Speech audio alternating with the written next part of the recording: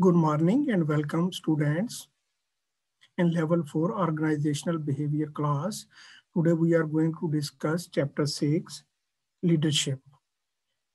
Let me share the slides with you first.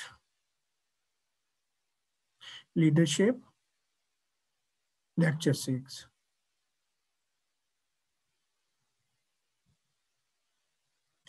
What you will learn from this chapter, you will learn leadership and explain the distinction between leading and managing.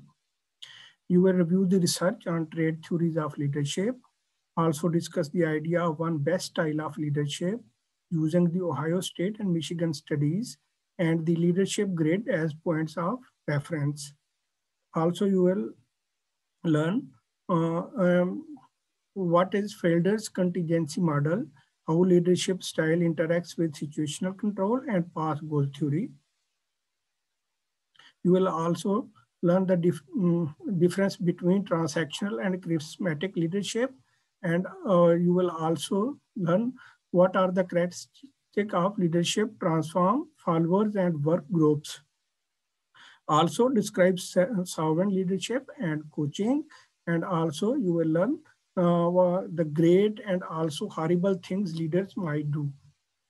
We will start first from the leadership. What is leadership? Leadership is defined as a social influence process in which the leader seeks the voluntary participation of subordinates in an effort to reach organizational goals. A more formal definition is given by Globe Research Group, and they say the ability of an individual to influence, motivate, and enable others to contribute towards the effectiveness and success of organizations of which they are members. And it is the quality of a leader. Leader possesses the qualities of leadership. Now we will say leader behavior, and it is influenced by leader characteristics, what characteristics he possesses, and external and internal contingencies, the external and internal factor that contribute to his work, or how he gets from external and internal sources. And after that, what gives organizational outcomes? He gives outcomes, and he focuses on organizational outcomes, leader, and then comes the leader outcomes. Yes, leader leads from front, and by using his experience, skills, and utilizing the organizational sources, he produces results. Now we will see what is the difference between leading versus managing, or leader versus manager. Managers are people who do things right, and leaders are people who do the right things. Managers, they always follow the instruction of the organization, and they are bound to do according to those rules, and they always do right things. But leaders, what they in a situation, they utilize their own skills and they do right things by in different situation in which they are working, they do right things, they produce right results. Here we will see manager jobs are planning, investigating, organizing, and controlling within an organization, while the duties of leaders are interpersonal aspects of manager's job, inspire others, provide emotional support, and motivable employees around a common goal. Yes, leader motivates, he follows the rules of the organization plus his own qualities, and he gives the results with his own help by using his own skills and leading his team. There are different theories about leadership. One, trade theories of leadership. We will discuss now what are the trade theories of leadership. Trade theories are focused on identifying the personal traits that differentiate leaders from followers. These are the qualities which leaders possess, and they make him different from his followers. What are those?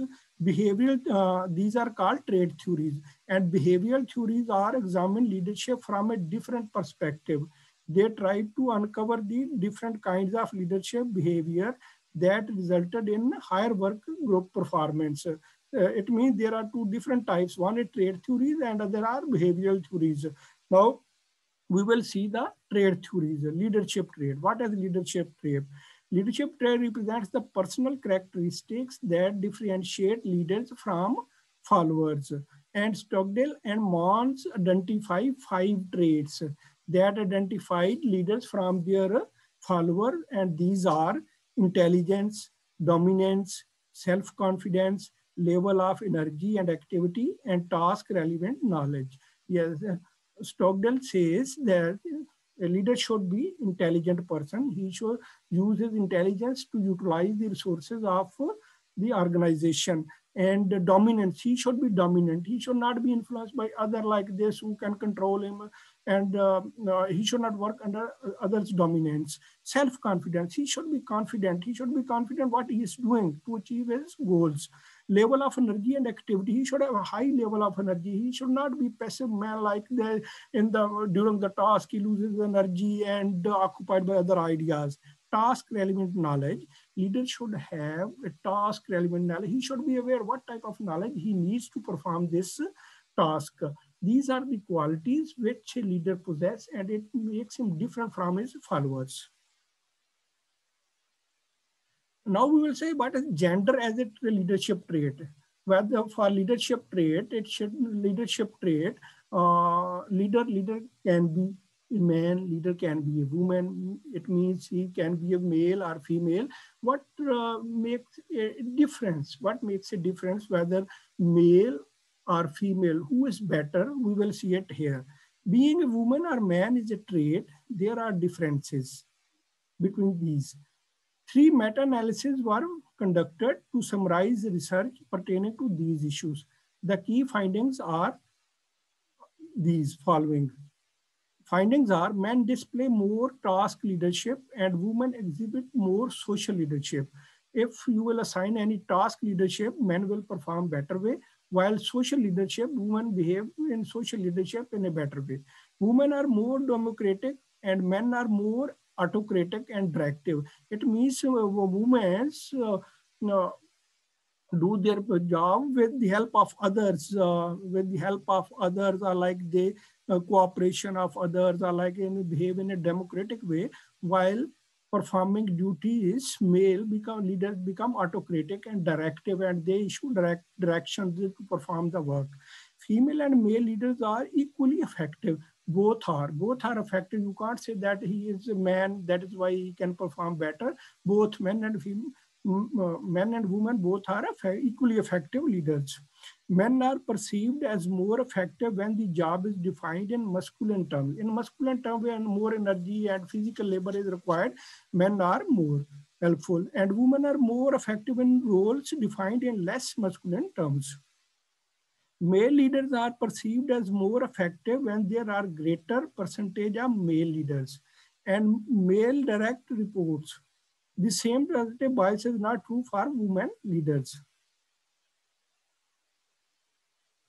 What is the evidence that provide that about leadership trait? What type of evidence we should have about leadership traits?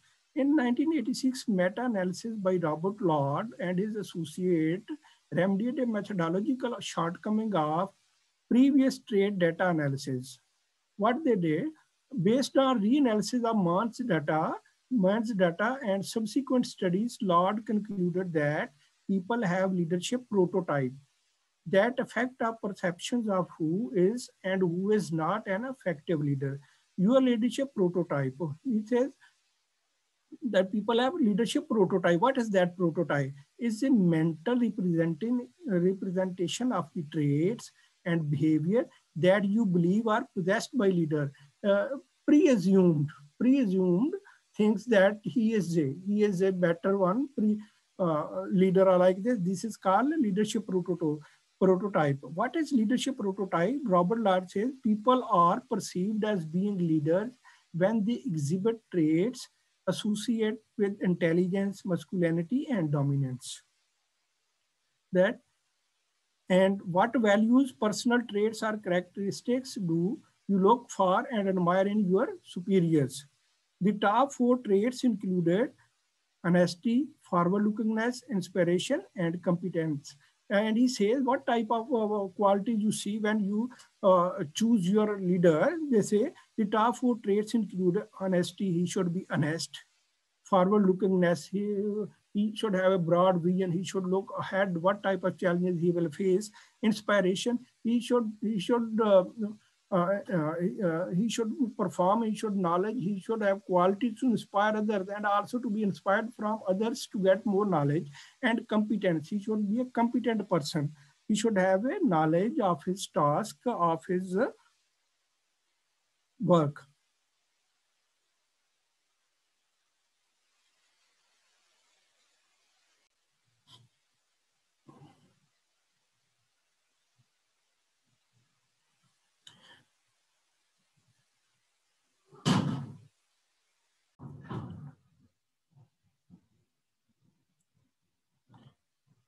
We discussed trait theory of leadership. Now we will discuss behavioral and style theory of leadership.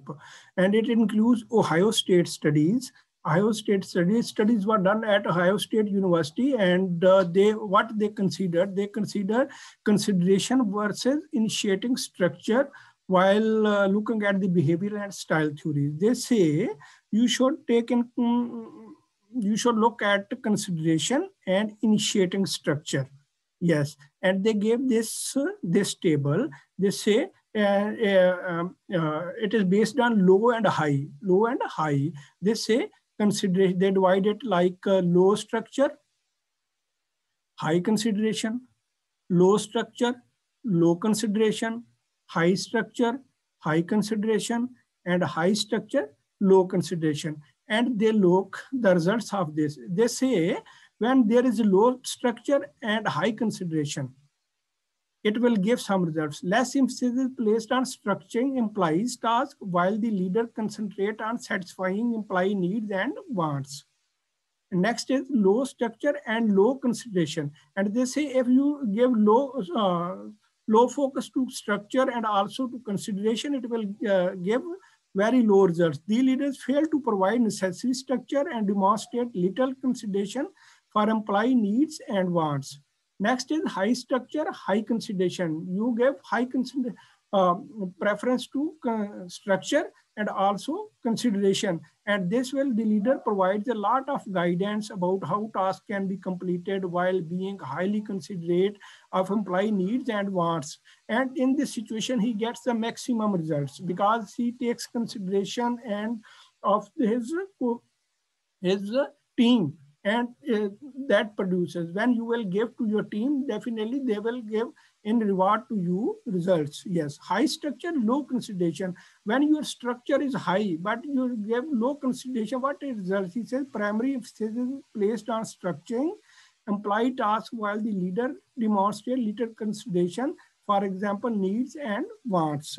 And what are the results? It says, the Ohio State study concludes that there were only 2 independent dimensions to describe the behavior of a leader: consideration and initiating structure. Consideration involves concern for group members' needs and desires. And initiating structure is leader behavior that organizes and defines what group members should be doing to maximize output. And you get maximize when you give high structure and high consideration. And behavioral style theories in perspective. It says leaders are made, not born.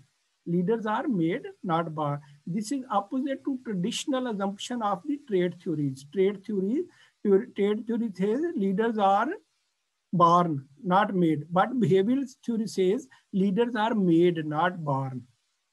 There is no one best style of leadership. Behavioral says there is no one best style of leadership. Any style can at a time work in a better way. Yes, but trait theory says there is one best style, like charismatic style is best way. It is important to consider the difference between how frequently and how effectively manager exhibit various types of leadership behavior.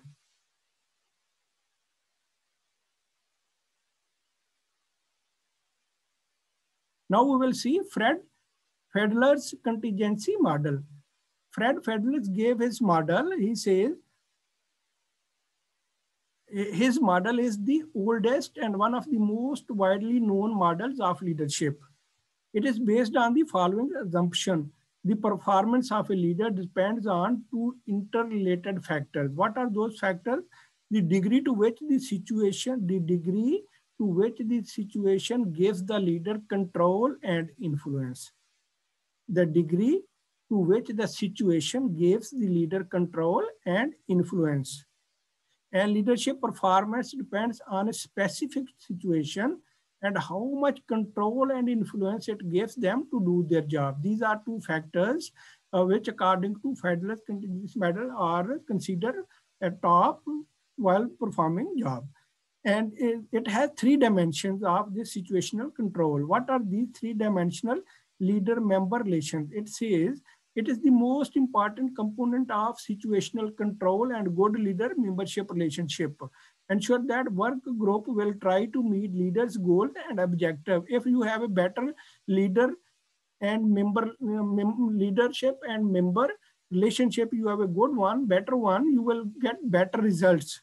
And next is task structure. It is important of structure contained within work tasks. Structured tasks have guidelines for how the job should be completed, and leaders have more control over employees performing such tasks. If you will structure a task before its start, it will give better result because team leader will know that what group of his team is performing this task and what is that one, and he can manage things in a better way. Position power. It covers the leader's formal power to reward, punish, or otherwise obtain compliance for employees. Position power. If leader is in a position power, he can manage and he can control work in a better way.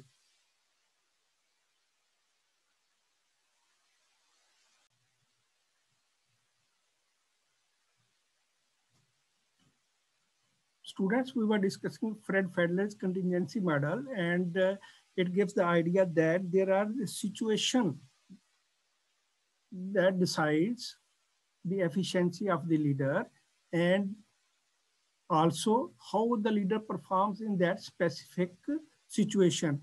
And a good leader, leadership has the following qualities, and to overcome that situation and to get the better results. And what are these? Leader-membership relationship, leader-member relations, task structure, and position power. And next is we are going to discuss path goal theory. What is path goal theory? Path goal theory states that leader is responsible for providing followers with the information, support, or other resources necessary to achieve their goal. It means leader is responsible to provide information, goals, and everything related to the task done. And the term path goal denotes that a leader must illuminate the path to the goal and explain how to make the journey successful to his followers. And we should consider the following factors while discussing path goal theory. It depends upon directive, supportive, participative, achievement oriented. What leadership? Leadership should directive, providing guidance to employees about what should be done and how to do, maintaining standard of performance. Supportive. Leadership should be supportive, showing concern for the well-being and needs of employees, being friendly and appropriate. Participator. Leader should be consulting with employees and seriously considering their ideas when making decisions. Achievement oriented. Leader should be encouraging employees to perform at their highest level by setting difficult goals and demonstrating confidence in employee abilities. Like path goal theory, in path goal theory, takes leadership responsible for the performing for the completion of a task, and says he should leadership, whether he is a male or female, should take the responsibility to provide information and directions to achieve the how to achieve the goal. And he should be a directive one, supportive, participative, and achievement oriented. Next is transactional leadership. Transactional leadership, this is third category, transactional leadership. What is transactional leadership? Transactional leadership focus on the interpersonal interactions between managers and employees. It means he participates in actions. He participates in actions. He or she participates in action and focuses on the interpersonal interaction between managers and employees. He creates links between managers and also and the employees. Transactional leaders, who are they? Use contingent rewards to motivate employees. Exert corrective action only when employees fail to obtain performance goal. And he says they are not always dictating or like this, they behave different way. They say they only exert corrective option, they give directions only when they see that employee is would not achieve the result, he can't perform, then he involve themselves and to complete the task. Transaction leadership, they participate in action and they guide the worker. And next one is charismatic transformational leadership. Transformation leadership, charismatic. Charismatic, actually, this is Max Weber's theory. Max Weber, who gave the idea of charismatic leadership, he says the leadership should have qualities and he influences followers and followers follow him to perform his perform a task. And here we will see what is charismatic leadership. What is charismatic leadership? Overlaps with transformational leadership. It is actually transformational leadership that transforms the works of others.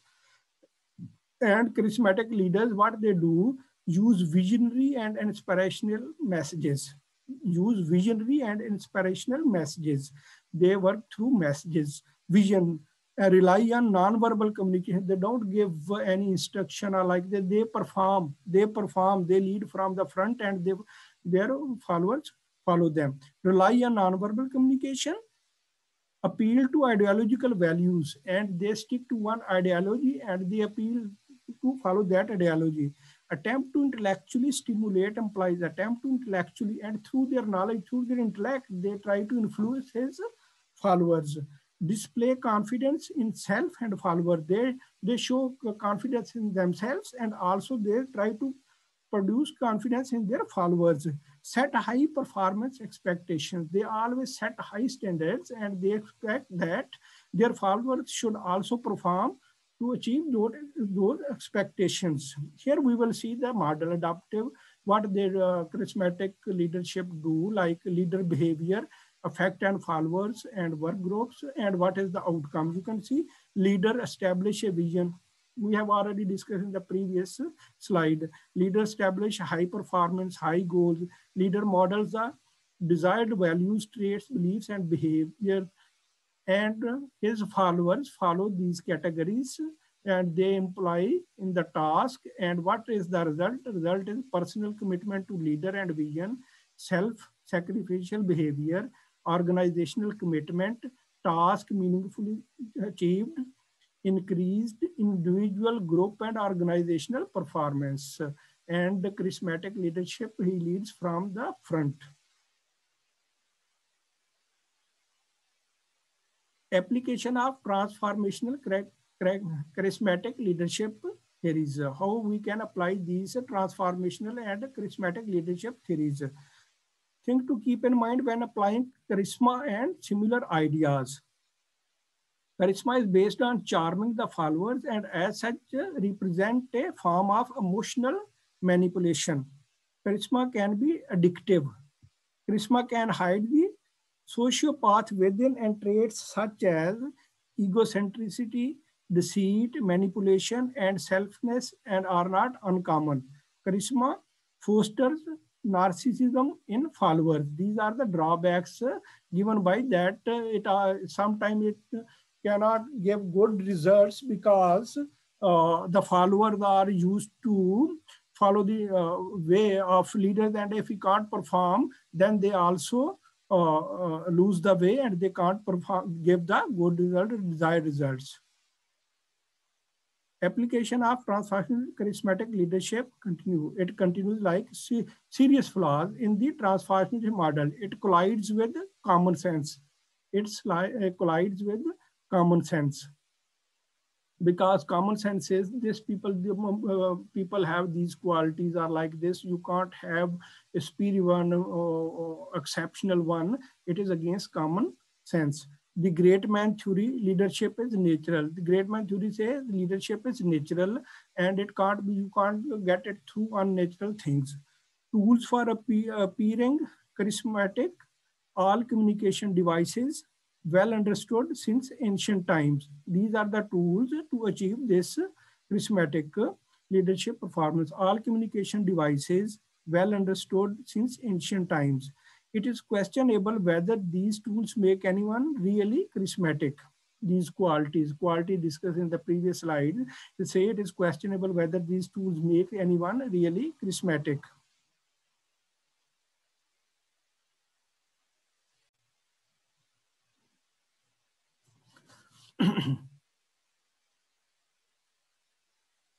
Students, now we will discuss servant leadership. What is servant leadership? Servant, as it is clear from the name, servant leaders, they are great. They are considered great leaders. Great leaders act as servants, putting the needs of others as their first priority. They say servant leaders, they serve along with their team and they put the needs of others as their first priority.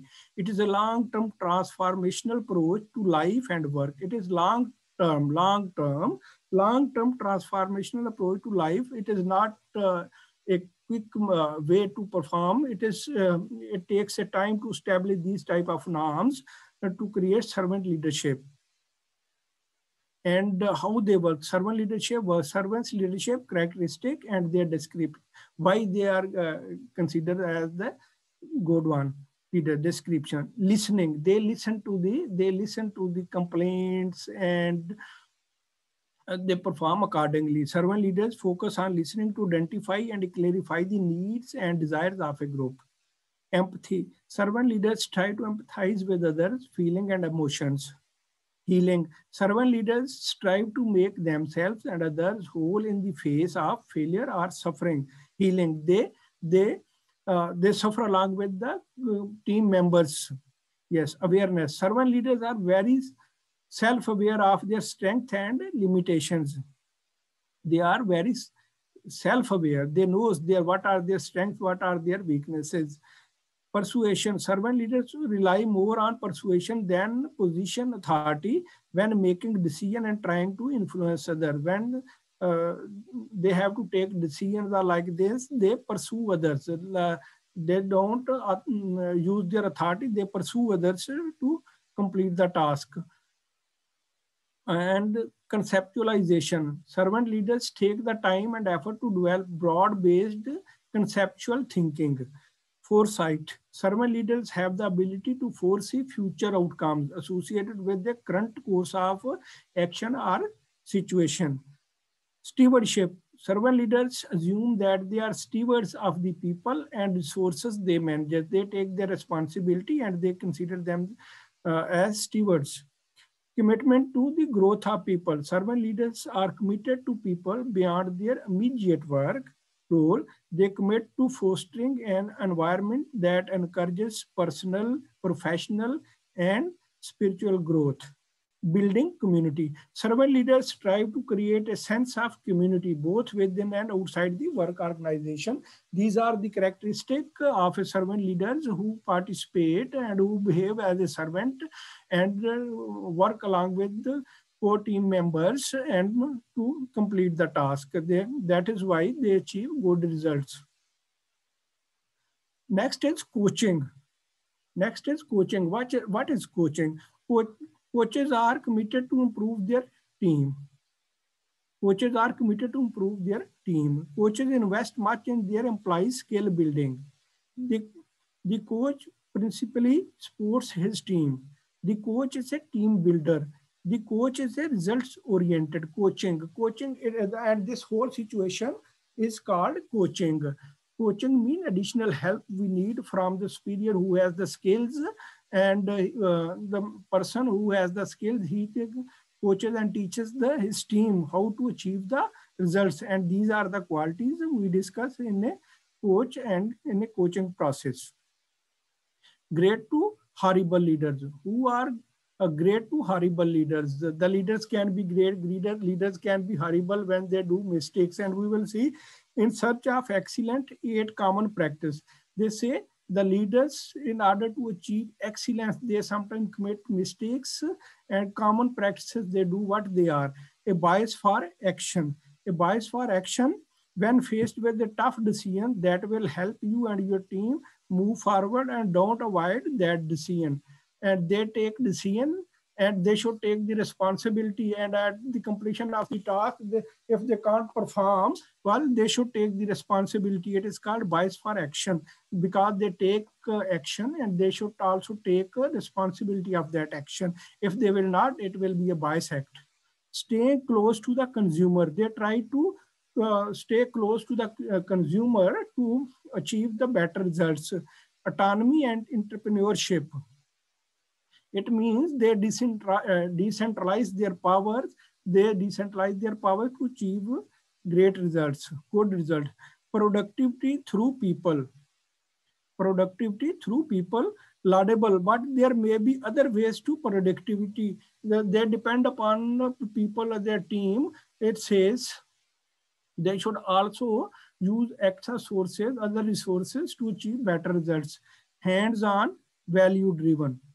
Executive in touch with essential operations. They hands-on, value-driven. They rely on the people who can give better advice, better support, and executive in touch with essential operations. And sometimes they don't utilize their own potential and look forward to them to achieve these results. Stick to knitting. Remaining with the core business is fine unless you are already dominant. Stick to if you are not dominant, if you are dominating a business or anything, it is good to have a new one. You should not lose your dominance. Simple form, lean staff. It means flat structure, not a bad idea. Flat structure is not a bad idea. There is a low hierarchical system, and you believe in the quality of the workers, and this is not a bad idea, flat structure. And sometimes but most of the time they fail to achieve their result. Simultaneous loose tight properties. Center values important must be adhered to. Simultaneous loose tight properties. They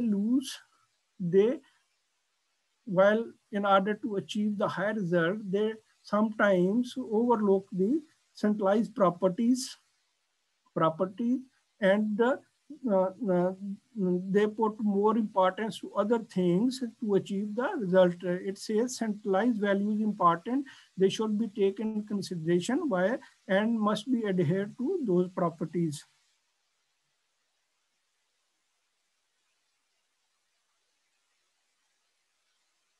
Leaders' behaviors. How leaders' behavior can be checked like this. And leaders' behavior, leaders should have assertiveness. Assertiveness balance has been identified as a key challenge to leaders and managers. Too much assertiveness makes followers sense domination, and too little smells weakness. Leaders should have assertiveness, but it says if you have more assertiveness, it will give a bad response to his team members and followers. They say he is too much assertive, and he overlooks the needs of his team members. And also, if he is less, then it will create problem for him. That is why he should be medium range, should not be so assertive, and he should not be lenient. Symmetric attention in organization is unavoidable, at least in vertical or hierarchical. It follows from the fact that each follower of a leader pays a lot of attention to what this leader does. And a leader should perform his duties according to the rules, and he should not try to achieve through extra resources, and because his followers always look him to achieve, and they follow him to achieve the task. Power and sensitivity is the idea that people in power that occupy leadership positions are more focused on their own needs than the needs of their followers. Yes, this is a bad idea. It gives the sense that their leaders are more focused to their own power, their own needs, and they overlook the needs of their followers. Taking control. Taking control is a way of signaling assertiveness. The good leaders monitor the outcomes and changes their mind when it becomes clear that they made a wrong decision.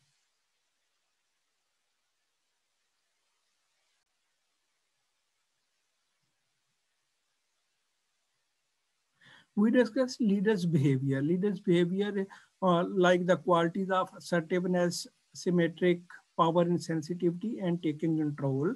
And while performing his duty, leader should not be much assertive. He should not assert. He should not always dictate the others and use his authority to complete a task. Symmetric, and also like it is a symmetric attention in organization is avoidable, at least in vertical and hierarchical. When you are in the same position and same role, always team members and your team look at what you are doing and what the other person who are doing the same job, same manager role or same leaders, how they are performing. Yes, they can't avoid this one, and they also see this. That is why you should be careful. Power and sensitivity is that power and sensitivity mean that the leaders use his power to utilize his to fulfill his own needs, and he always look to achieve for his own uh, um, for his own benefit and for his own, and he overlooks the needs of his team members. Leaders should focus on the needs of his followers also. Taking control is always way of signaling assertiveness. The good leaders monitor the outcomes and changes their mind when it becomes clear that they made a wrong decision.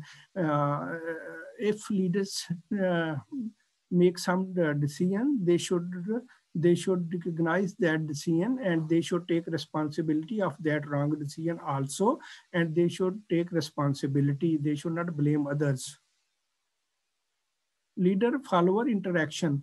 How the leader and follower's action is controlled or performed in organization. Perseverance, perseverance or persistence are great. It means passion for goals may be more important than intelligence. If you will stick to your policy, you will be persistent, you can achieve better results. And your follower will also stick to your policies. Small wins. In order to achieve high goals, usually leaders for uh, overlook the small wins to achieve big goals. They break up their task in small the goals. They break up their goals into small tasks, and then they try to achieve those goals. Stars. They should not produce stars.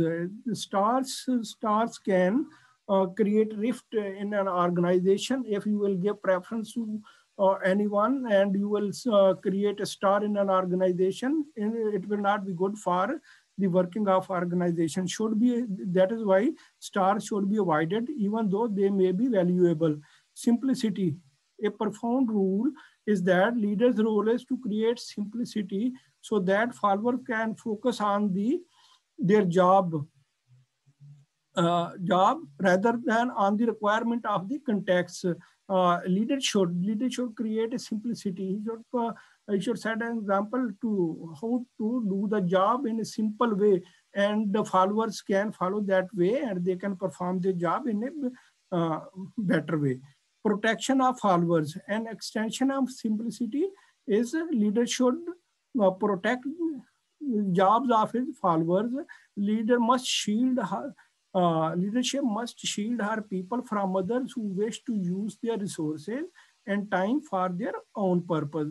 These are the things, these are the factor: preference, small wins, stars, simplicity, protection of followers. What leader should take in consideration while looking at his followers, interacting with his followers or performing his job, he should consider these things. This is what we have discussed, students, leadership topic. And tomorrow we will discuss another topic. And thanks for staying with me. Thank you. Bye.